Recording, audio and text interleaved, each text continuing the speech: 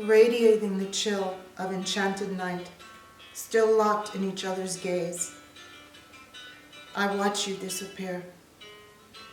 Then, swiftly, our moment fades away, left wondering if there will be a next. My heart cries.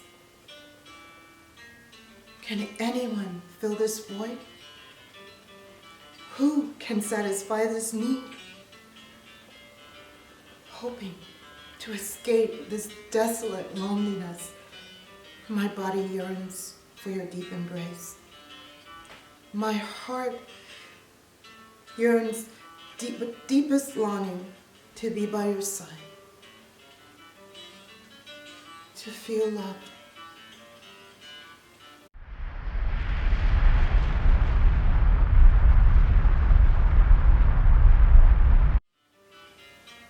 When you feel lonely and you want to be loved, Satan actually comes, like he did with Jesus, and he attacks your thoughts, your images, and your emotions. What do I mean by that? Well, in your moments of deepest longing and intense loneliness, the devil comes and he injects or attacks your thoughts with his. He tells you things like this is going to be your permanent state. Nothing's ever going to change.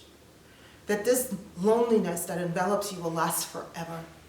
That no one can ever possibly love you. He tells you that it's going to be too late. You better rush in. You better start looking for someone now because your time's slipping away. He tempts you by having you remember, kind of like a film, going over and over again of the people who hurt you, who may have betrayed you or rejected you. He tells you this is going to be your permanent condition, and he says it's hopeless. He says, you better settle for what's available. Forget about those dreams. Forget about this exalted idea of what even God himself might have told you about that Boaz that he's going to bring into your life. No. It's either that he's not coming and you're helpless to do anything about it, that God's not going to help you, and that this is going to be your inevitable state. You see it so vividly. He paints a picture for you of this deep soul longing and this deep, deep hurt of loneliness that you just can't overcome. And eventually what you'll find yourself experiencing is just desolate sadness, a sense of despair, or maybe even fear and anxiety. You may find yourself having an impatient spirit. You've got to go, you've got to act fast. Time, like I said, is running on that clock. Eventually you might feel a sense of deep hopelessness. Now, this is when he does something most interesting. Like with Jesus, he comes in and he says, but I've got you. See, he presents you with his offering. Here, take this. This is going to satisfy your need. Let me help you. He asks you to trust him. And he tells you that this is what you need. Here, take, eat. In your desperation and your need, you might be tempted by all of these emotions that I just mentioned before. The fear, the longing, the anxiety, the hopelessness, the despair, with impatience, to take what he offers, the substitute that he offers. Remember, what Satan offers, just like sin, is never any good thing. And the day you take that substitute, you will discover that it will actually leave you in a worse state than what you started in. hard to imagine.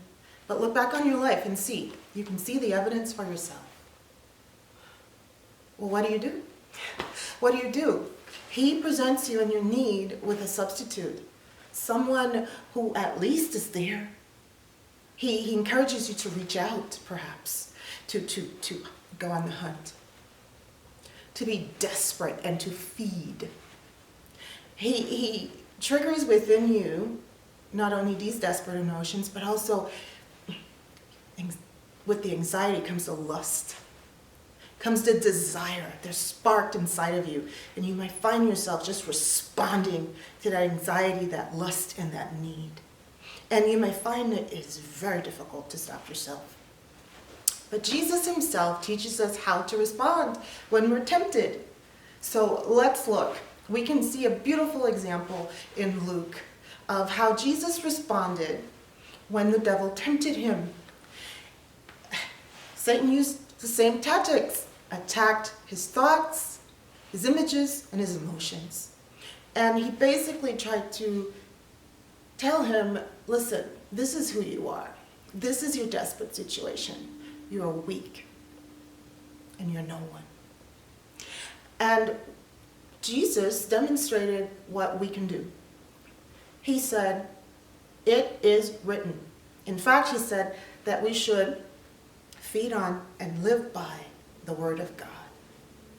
And what he demonstrated to do is exactly what you have to do and I have to do when we are being tempted in the middle of our valley of darkness, of loneliness and despair. The anxiety of not knowing whether or not you will have the mate and the relationship that God has promised you.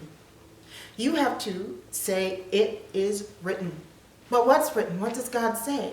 He says, I know the plans I have for you, plans to prosper you and do you no harm, to give you hope and a future. He says, I know.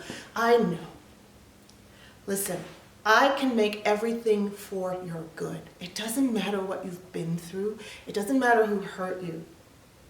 It doesn't matter how desperate the situation looks. Count on me.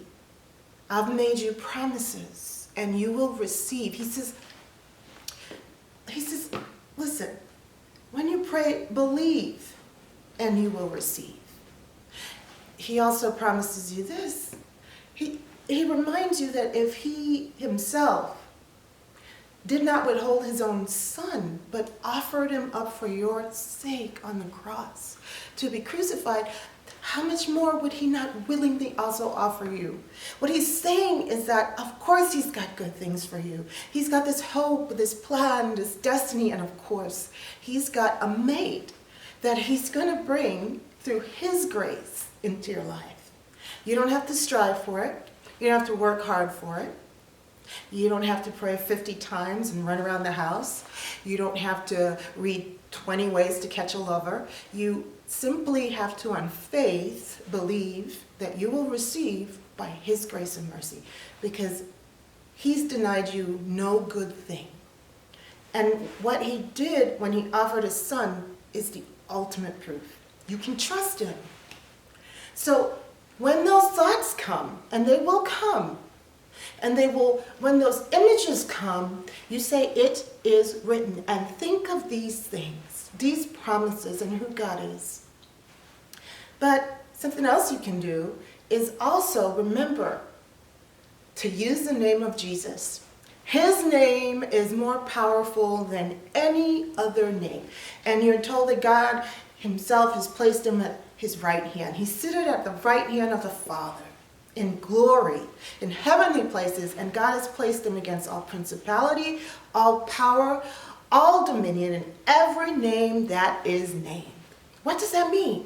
It means that in the middle of your temptation, when you have no fight, don't fight on your own. Do like Paul suggests, well, what Jesus told Paul rather. He says, when you're weak, that's when my mercy and my grace comes in, and I'm your strength. He says, my grace is sufficient, but what he's also saying is, I'm going to fight your battles. That's where we can go back to the it is written. Because, for instance, in Psalms 91, we're given images and verse in scripture about his protection. We're also told in the Bible that we're victorious in Christ. So as we are in the middle of the temptation of the desert and the dry land of loneliness, and we might not have the ability even to remember the scripture or to say it is written, we can say, Jesus, Jesus. God placed him overhead of all things containing the church, which means you and I. And he comes in when we call him.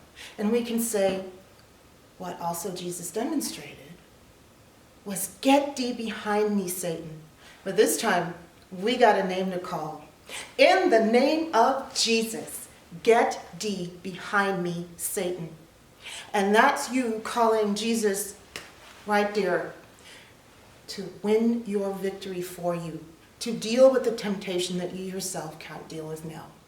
Please put your comments down below, like and subscribe as well.